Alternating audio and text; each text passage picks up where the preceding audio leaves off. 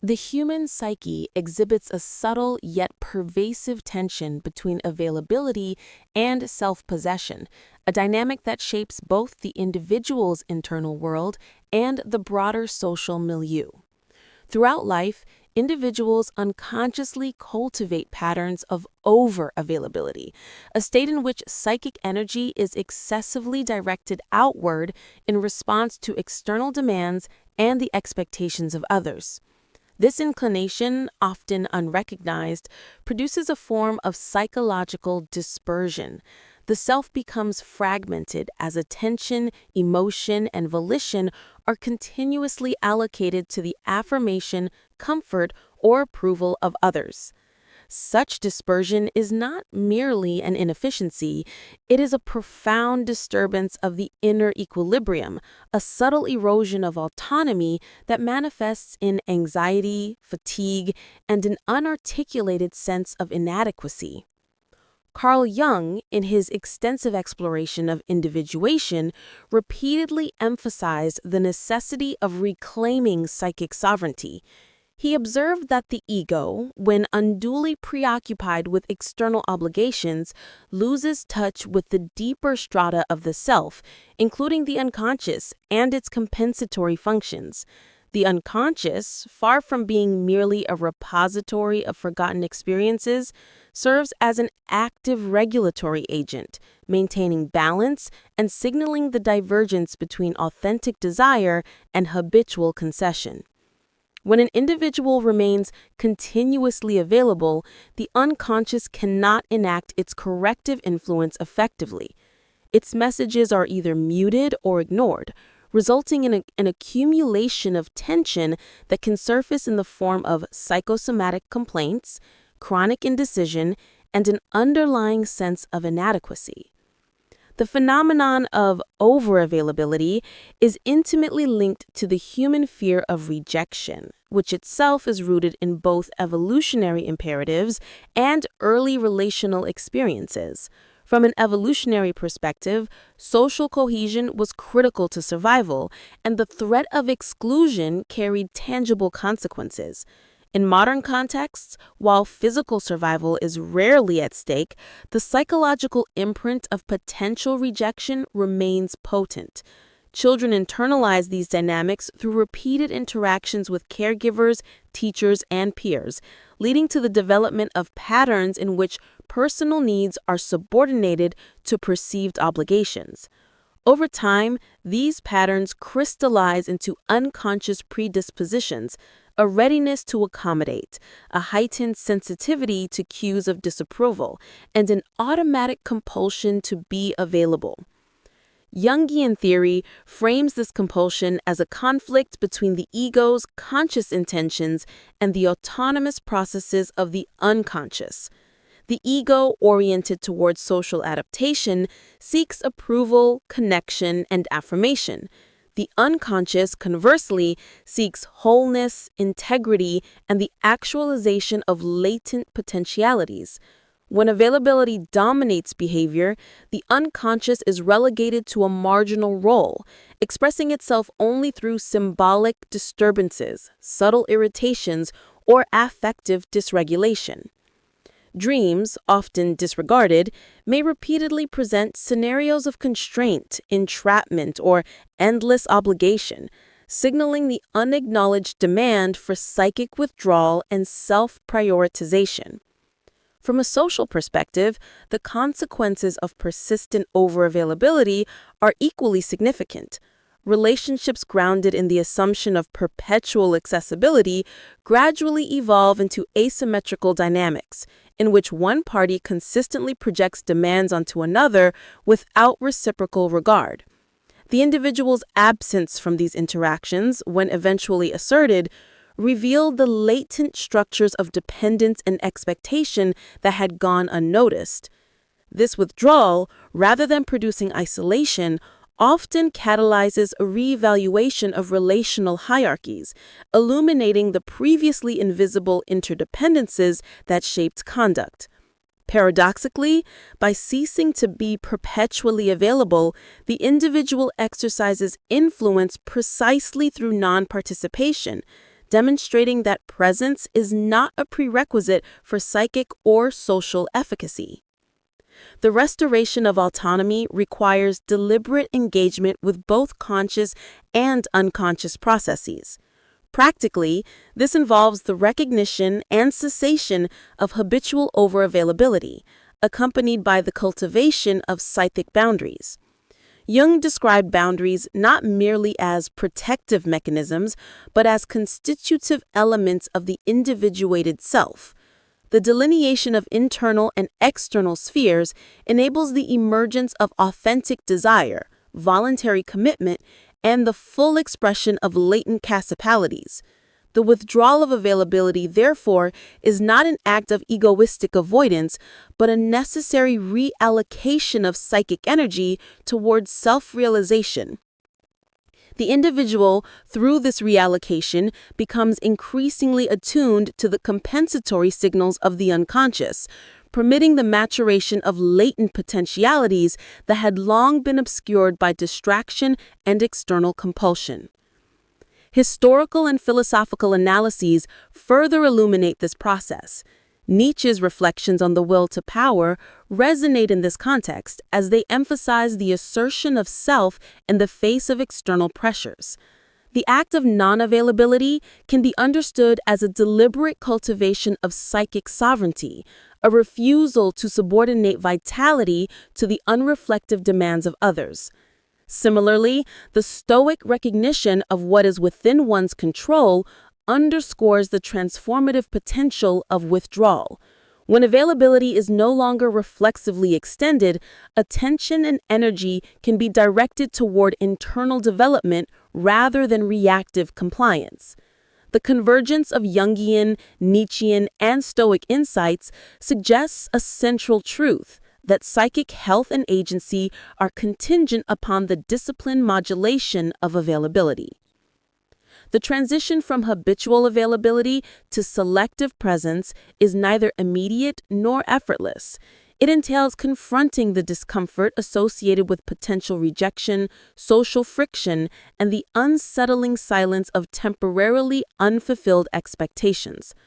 These experiences, however, are instructive, revealing the depth and resilience of psychic structures previously obscured by compulsive outward orientation.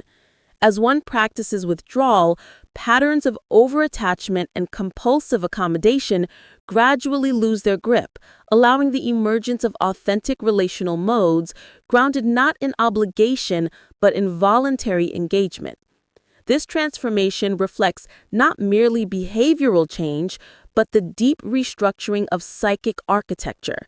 The ego, once diffusely scattered across social landscapes, begins to consolidate, aligning consciously with the energies of the unconscious. In summary, the human tendency toward excessive availability represents a profound psychic challenge, one that is both socially reinforced and internally perpetuated. Jungian analysis identifies this challenge as a disruption of individuation, wherein the ego's outward orientation compromises the compensatory functions of the unconscious. The withdrawal of availability functions as a critical intervention, restoring balance, consolidating the ego, and facilitating the emergence of latent potentialities. Historical and philosophical analyses further underscore this withdrawal is not a retreat, but an assertion of self-directed power.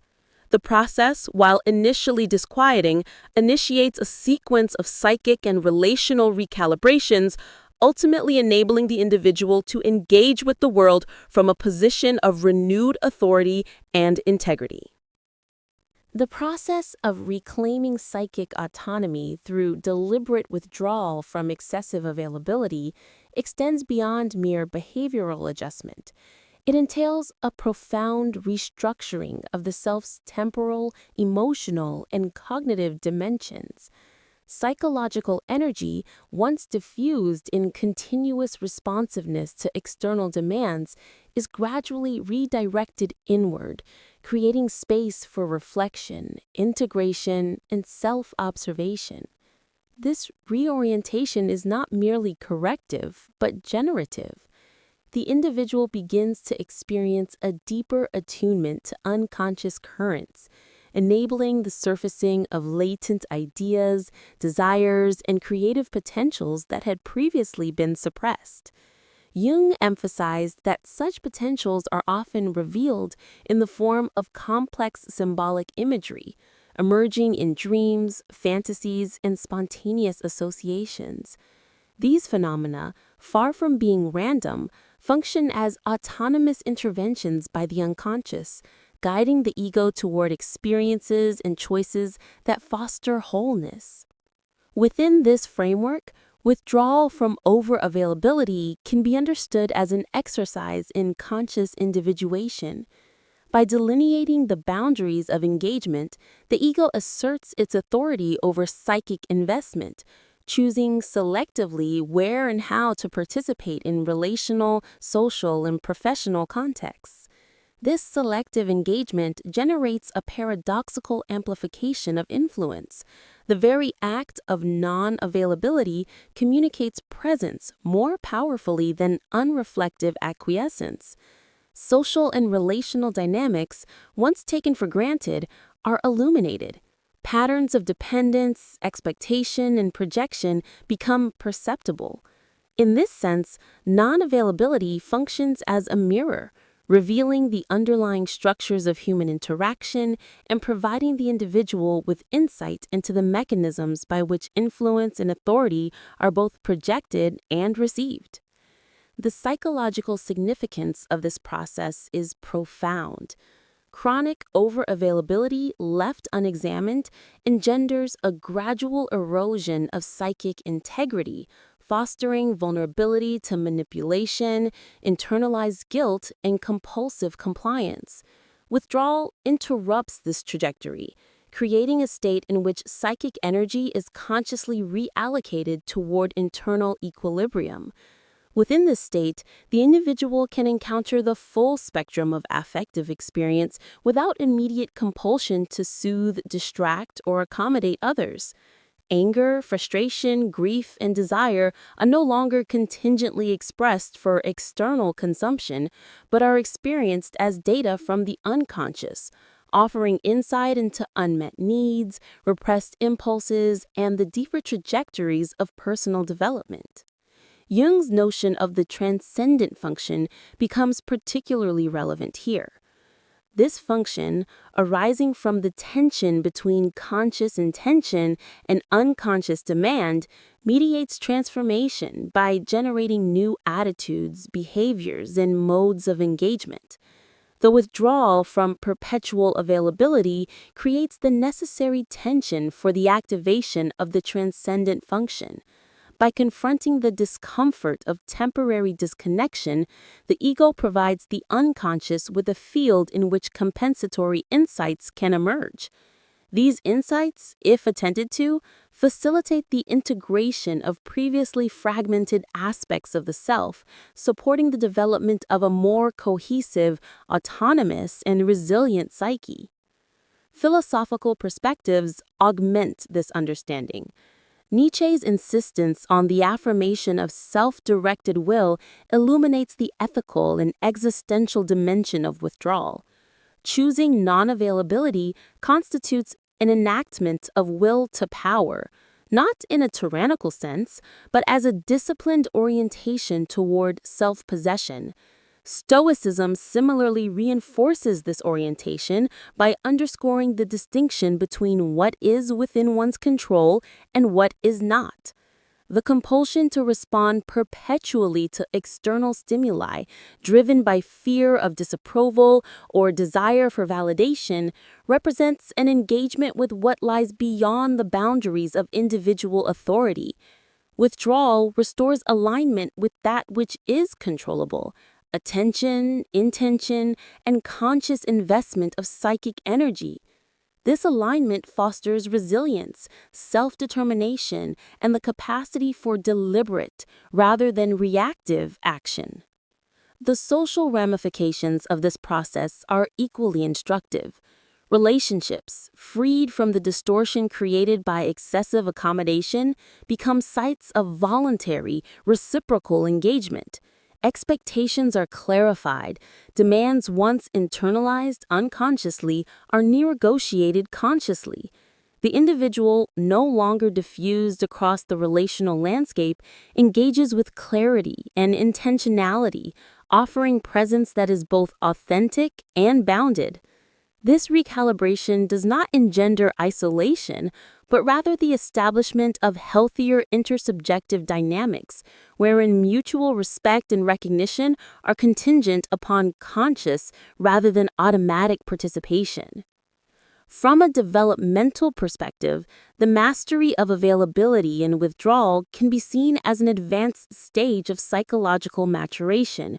Early life experiences often reinforce patterns of overextension rooted in adaptive responses to relational and social imperatives. The adult who learns to modulate availability effectively demonstrates the capacity to transcend these formative contingencies, asserting sovereignty over psychic investment. This sovereignty allows for engagement with the world from a position of integrity in which choices are informed by authentic desire rather than compulsive obligation. It is through this process that the individual moves toward individuation, achieving not mere functional competence, but a holistic realization of latent potential. Moreover, the act of non-availability serves as a clarifying lens for the unconscious, revealing dimensions of personality and motive that had been obscured by reactive compliance. The withdrawal functions as a psychological amplifier, intensifying the contrast between authentic desire and habitual concession. Dreams, introspective reflection, and spontaneous thought increasingly exhibit patterns that illuminate unresolved conflicts, suppressed creativity, and latent capacities. The ego, by engaging these signals, gradually aligns with a more integrated self, permitting the emergence of modes of thought, feeling, and action previously unavailable in the context of unexamined over-availability. The iterative practice of selective engagement also cultivates resilience. Exposure to the discomfort of unmet expectations, social friction, and temporary disapproval generates tolerance for psychological stressors that were previously internalized as threats. In the absence of compulsive accommodation, the individual learns to inhabit the full spectrum of affective experience without losing equilibrium. The psyche, now reoriented toward internal regulation rather than external appeasement, develops an intrinsic authority that is self-sustaining. The individual becomes capable of navigating social, relational, and professional domains with discretion grounded in conscious volition rather than reactive diffusion. Finally, the philosophical synthesis of Jungian psychology, Nietzschean ethics, and Stoic pragmatism underscores the transformative potential of withdrawal from perpetual availability. This act is simultaneously a psychological intervention, and moral assertion, and an existential choice. By delineating boundaries, reorienting psychic energy, and attending to the compensatory messages of the unconscious, the individual initiates a process of profound self-reclamation. Influence, presence, and efficacy are no longer contingent upon uncritical availability, but emerge from the disciplined cultivation of inner authority. Over time, this reconfiguration engenders a state in which engagement with the world is deliberate, relationships are authentic, and the self operates from a position of integrated strength and integrity. In conclusion, the cessation of perpetual availability represents a decisive act in the ongoing process of individuation. It restores balance to the psyche, enhances the efficacy of unconscious compensatory processes, and enables the emergence of latent potentialities. Social and relational structures are clarified, ethical and existential autonomy is asserted, and resilience is cultivated through disciplined exposure to affective discomfort. Through this process, the individual moves toward a state of integrated authority in which presence, influence, and engagement are grounded not in reactive compliance, but in conscious, deliberate choice. The seemingly simple act of withdrawal, far from diminishing agency, magnifies it, revealing that true power lies not in constant responsiveness